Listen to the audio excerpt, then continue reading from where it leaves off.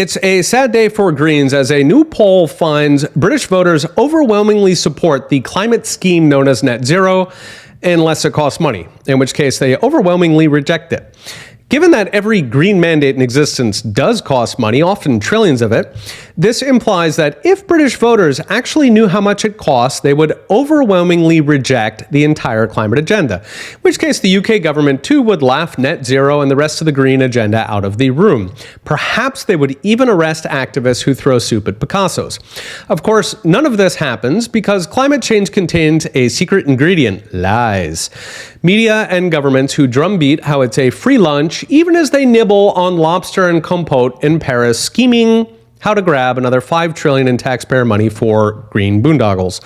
Of course, it's not just the British. A 2019 Canadian study found that while 2/3 of Canadians think the government should fight climate change, in fact, 38% said, quote, "our survival depends on it," yet fully 3/4 of Canadians were unwilling to spend more than $9 a month to fight it.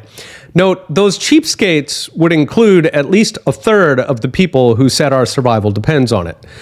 The numbers are similar in the US, where a recent AP poll found most Americans think climate change is a problem that needs solving, yet just 28% would pay $10 a month to fight it. In short, voters believe the media and government on climate, but they don't really care. Naturally, this means the key for media and government is to convince voters it's all free. This is challenging since climate has already soaked up tens of trillions of dollars, with many more set to kick in. I did a recent video on summits in Paris and India where they're aiming for 2 to 4 trillion per year for climate. I also mentioned in another recent video how Germany's green mandate sent electricity prices soaring sixfold. That would come to close to $1,000 per month for the average American household.